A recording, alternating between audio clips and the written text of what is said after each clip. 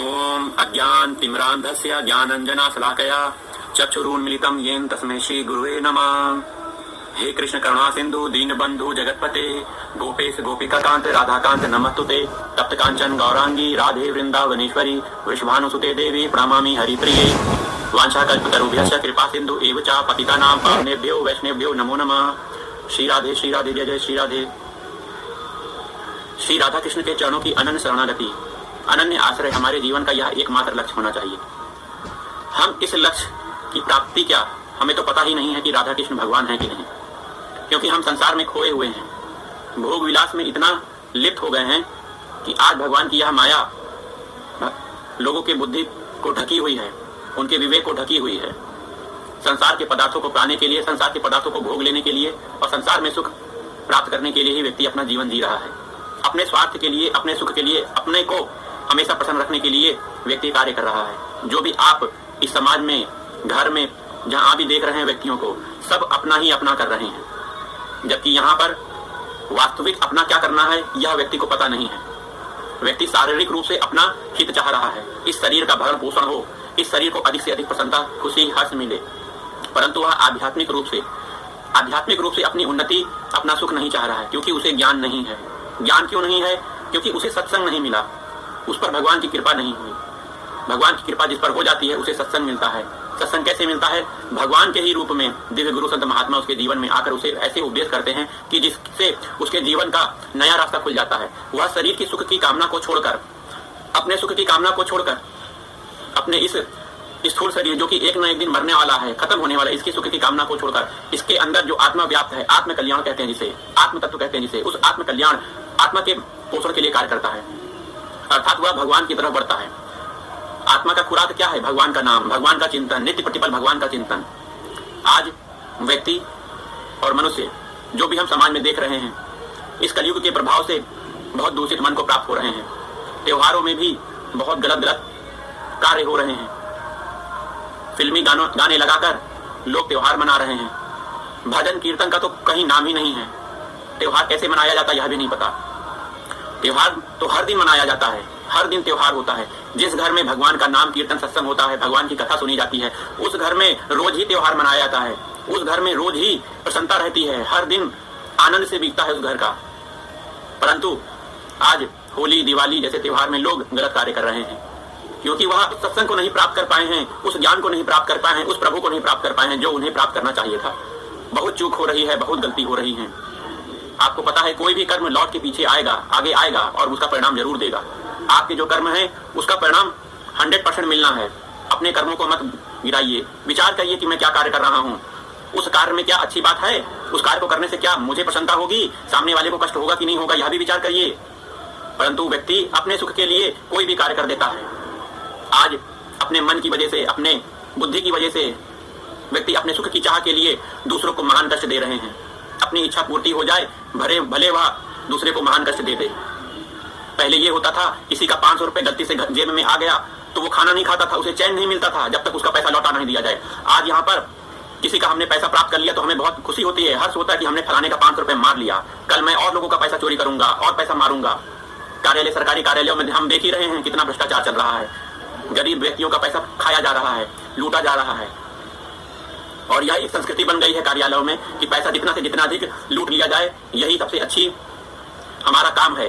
अपनी तनख्वाह मिल रही है, वेतन मिल रहा है, उससे निर्वाह नहीं करना है, अलग की कमाई चाहिए, अलग से एक्स्ट्रा कमाई चाहिए। अगर आपको एक्स्ट्रा कमाई चाहिए तो एक्स्ट्रा मेहनत करिए, एक्स्ट्रा मेहनत करेंगे तो एक्स्ट्रा कमाई होगी, वह अच्छे कार्य से किया गया पैसा प्राप्त होगा। वह कार्य अगर भगवान की सेवा में लगाएंगे, साधु संतों की सेवा में लगाएंगे तो वह पुण्य बन के आपके जीवन में आएगा। परंतु लूटा हुआ धन कभी सही फल नहीं देगा।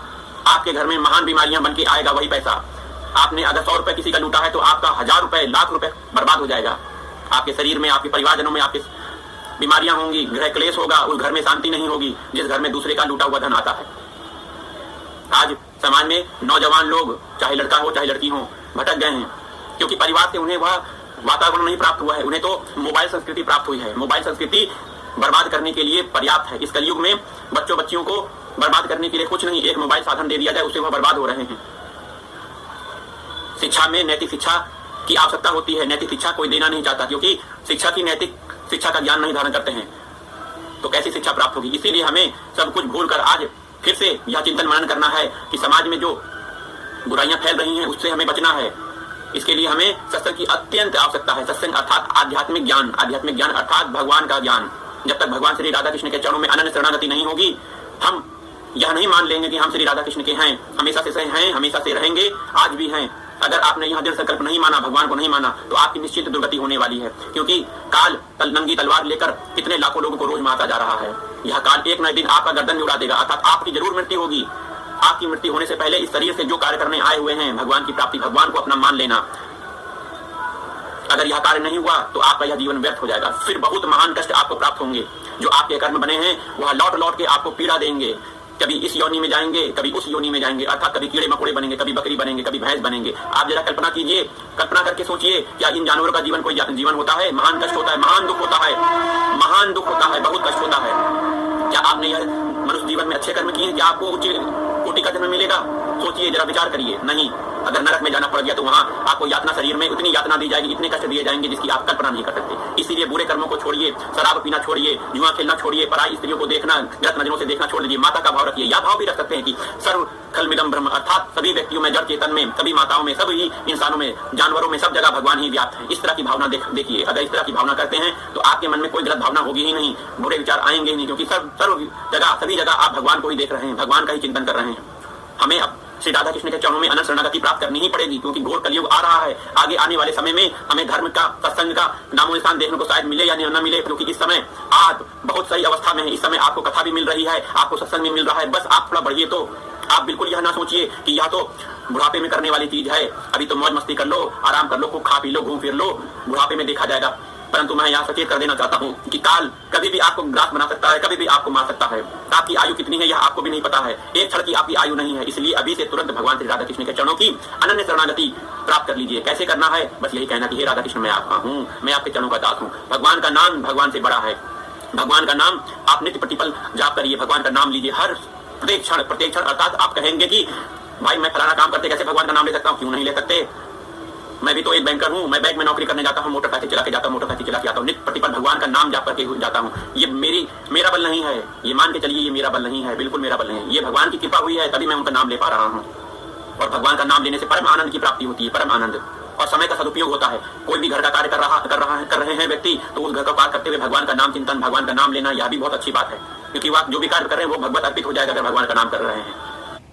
तो हर समय, हर पल भगवान का नाम स्मरण करिए, भगवान का चिंतन करिए, भगवान को कभी ना भूलिए। वृंदावन में आप मंदिरों में देखेंगे लिखा हुआ रहेगा कि हे नाथ मैं तुम्हें ना भूलूं, हे नाथ मैं तुम्हें ना भूलूं, क्योंकि व्यक्ति भगवान को एक पर भी भूलना नहीं चाहता। जो भगवान का प्रेमी भक्त है, जो प्रेमी भक्त है, भगवान को कभी नहीं भूलना चाहता, क्योंकि हर पल भगवान का ही चिंतन करना चाहता है, क्योंकि भगवान आनंद के स्वरूप है। उसे पता लग गया है कि आनंद वास्तव में भगवान के चरणों में ही है। संसार में जो आनंद देख रहा था वो क्षणिक है, वो दुख देने वाला है। इस शरीर से कितना आनंद, कितना भोग लोगे। एक दिन यह बीमार होगा, कष्ट में होगा, आपको मृत्यु के गाल में पहुंचा देगा। इस आनंद, इस सुख की कल्पना बिल्कुल न कीजिए। इससे भगवान का साधन करना है, इससे भगवान की पूजा करनी है। इस शरीर को भगवान की सेवा में लगाना है। हमें भगवान की सेवा करना चाहिए। सेवा से ही वह आनंद प्राप्त होता है जो हमें चाहिए। सेवा भगवान की करनी चाहिए। अगर चलिए कल्पना कीजिए कि आपके छोटे छोटे बच्चे हैं, बीवी हैं, तो आप कितना मेहनत करते हैं बताइए, कितनी मेहनत करके पैसा कमा के लाते हैं, और यही सोचते हैं कि मैं अपने बच्चे को अच्छा अच्छा खिलाऊंगा, पत्नी को खिलाऊंगा, माँ बाप को खिलाऊंगा, कितना कड़ी मेहनत करते हैं। तो आप सेवा कर रहे हैं ना, इससे आपको आनंद प्राप्त हो रहा है। इसी प्रकार यही भावना भगवान में कर दीजिए कि मैं भगवान की सेवा करूंगा, तो वो वास्तविक आनंद, जो आनंद समुद्र भगवान है, वह आनंद आपको प्राप्त होगा। और यह बीवी बच्चे, पत्नी, माता पिता, भाई बंधु, सब कुछ जो व्यवहार है, यह सब भगवान के स्वरूप मानकर करिए। ये सब भगवान के स्वरूप है। मेरे भगवान इन सब रूपों में व्याप्त है, इनकी मैं सेवा भगवान की सेवा करके कर रहा हूँ। अतः इस तरह के कर्म आपको भगवान के चरणों की प्रीति प्रदान कर देंगे, आपको भगवान की भक्ति प्रदान कर देंगे। हमारा मनुष्य जीवन बहुत ही दुर्लभ है। इस दुर्लभ शरीर को प्राप्त करने के बाद अगर भजन नहीं किया, सत्संग नहीं किया, भगवान का नाम नहीं लिया, तो यह जीवन व्यर्थ हो जाएगा। चूक जाएंगे आप, बहुत बड़ी गलती कर जाएंगे, बहुत बड़ी गलती कर, मान जाइए इस बात को, क्योंकि यह शरीर बहुत दुर्लभ शरीर है। इस शरीर को प्राप्त करने के लिए आपने 83,99,999 जन्म लिए हैं, वह भी पशुवत जन्म लिए हैं। पशु, आप समझिए, मैं कभी कुत्ता रहा हूँगा, मैं कभी बंदर रहा हूँगा, मैं कभी फलाना पेड़ रहा हूँगा, मैं कभी छोटे कीड़े मकोड़े बना हूँगा, मुझे पैरों की तरह दबा दिया गया होगा, मुझे किसी ने खा लिया होगा, मुझे किसी ने काट लिया होगा, मुझे बीमारी लगी होगी तो मुझे कोई देखने वाला पूछने वाला नहीं होगा, मैं तड़पता रहा हूँगा, मुझे अगर घाव हो गया होगा तो मेरा घाव सड़ रहा होगा, मुझे दवाई लगाने वाला कोई नहीं होगा। ये पशुवत जीवन में होता है। पशुवत जीवन में आप तो मनुष्य हैं, आपको तो डॉक्टर मिल रहा है, लेकिन पशुओं का कहाँ डॉक्टर होता है, उनका कहाँ इलाज होता है, उनके तो भगवान ही होते हैं। तो अपने कर्मों को ना बिगाड़िए, अपनी आदतों को ना खराब करिए। सभी जगह भगवान श्री कृष्ण व्याप्त हैं, भगवान श्री कृष्ण की सेवा, भगवान को अपना मानना, भगवान के नाम में प्रीति करना ही सब कुछ है। आप कहेंगे कि भगवान का नाम लेने से कुछ क्या, हमें घर द्वार मिल जाएगा, हमें धन संपत्ति प्राप्त हो जाएगी? बिल्कुल प्राप्त होगी, क्योंकि जिसका मन सच्चा होता है, जो भगवान के चरणों में अपने मन को लगा लिया है, वह सभी कर्म सदकर्म मानते हुए करेगा, अपना नौकरी भी अच्छे से करेगा, वह अपना घर परिवार भी अच्छे से चलाएगा, भगवान का स्मरण भी करेगा, भगवान उसका सब कुछ पूरा भी करेंगे, क्योंकि सर धर्माने प्रतिजय मामे कम शरणम व्रज।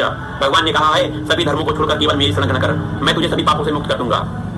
सभी को छोड़ देना है और भगवान की शरण ग्रहण करनी है, कहीं दूसरा आश्रय आपका ना बना रहे, और आपका भरण पोषण भी भगवान करेंगे, सभी पापों से भगवान आपको मुक्त कर देंगे जब भगवान की शरणागति हो जाओगे। यहाँ दूसरा आश्रय ना रहे, दूसरा आश्रय अर्थात आपके धन का बल, आपका बल अगर धन का है आप अभिमानी हो जाओगे, यह धन भगवान ही का तो है। आपको शरीर का बल हो जाएगा, वह भी एक अभिमान है, इस बल को भी मत चाहिए, एक दिन यह शरीर कमजोर होकर बीमार होकर मर जाएगा। किस बल की बात कर रहे हैं, किस पद की बात कर रहे हैं? अगर बड़े से बड़े पद में बैठे हो, एक दिन वह पद छूट जाएगा। तो अतः इस बल को छोड़कर भगवान की शरणागति लीजिए, एकमात्र बल भगवान का, एकमात्र विश्वास भगवान का, एकमात्र आशा भगवान से। तो भगवान से आशा कीजिए, भगवान के ही हो जाइए, जहां आनंद मिलना है वही जाना है। कहाँ जाना है? श्री राधा कृष्ण के चरणों में। संसार में जितना भी आप देख रहे हैं सब दुख ही दुख है, कहीं सुख नहीं है। कल्पना कीजिए आपका घर कितने दिन रहेगा, या घर या शरीर आपका कितने दिन रहेगा, या संबंधी आपके कितने दिन रहेंगे, सब एक ना एक दिन छूटेगा। लेकिन यह आपकी जो आत्मा शरीर में व्याप्त है, यह अनंत काल से विभिन्न योनियों में जा रही है, कष्ट प्राप्त कर रही है। इस आत्मा के कल्याण के लिए आपको क्या कार्य करना है? इस आत्म कल्याण के लिए आपको इस मनुष्य जीवन को प्राप्त किया है आपने। इस आत्मा का कल्याण यही है कि भगवान का नित्य प्रतिपल नाम चिंतन चलता रहे। भगवान ने कलयुग में बहुत बड़ी अपार शक्ति दी है। इस कलयुग की यही विशेषता है, यह विशेषता है, क्या विशेषता है कि भगवान का नाम जपने से व्यक्ति तर जाता है, अर्थात जन्म मृत्यु का चक्कर छूट जाता है। जन्म मृत्यु का चक्कर क्या है कि व्यक्ति एक बार जन्म लेता फिर मरता है, फिर दूसरी बार जन्म लेता फिर मरता है। देखिए 84 लाख जन्म हो रहे हैं, मर रहा है आदमी, कितना जन्म ले रहा है? जन्म लेना कष्ट, मृत्यु कष्ट, हर जगह कष्ट ही कष्ट है। अगर इस जन्म मृत्यु के चक्कर से अगर छूटना चाहते हैं तो वही सहारा है जो कहा गया है, भगवान की शरणागति, भगवान का नाम, भगवान की लीला का श्रवण करना, संत महात्माओं के सत्संग का पान करना। इस तरह हमें भगवान से प्रेम होगा, भगवान की प्रेम प्राप्त करना ही हमारे जीवन का लक्ष्य है। कामना रहित व्यक्ति जब भगवान से प्रेम करता है तो भगवान उसे बहुत प्रेम करते हैं, क्योंकि जिसकी जो कोई इच्छा नहीं रह गई उससे भगवान बहुत प्रेम करते हैं। अगर आप किसी से कुछ मांगने जा रहे हैं तो वह झल्ला जाएगा, कितना मांगता है यार ये व्यक्ति, मांगता रहता है, मांगता फिरता, ये कर दो वो कर दो, तो वो व्यक्ति भी उससे बात नहीं करेगा, फिर मांगने आ गया, अब फिर आ गया मांगने। तो भगवान से मांगिए मत, ऐसे मांगना चाहिए भगवान से। भगवान आपकी आवश्यकता को जरूर पूरा कर देंगे। अगर आप विपरीत परिस्थिति में होंगे तो आप भगवान से बात करिए, भगवान आपकी विपरीत परिस्थिति, आपके दुख को हर लेंगे, परंतु भगवान से कुछ ना मांगिए। भगवान सब कुछ पूरा करते हैं, सब कुछ जानते हैं, क्या चाहिए आपको क्या नहीं चाहिए।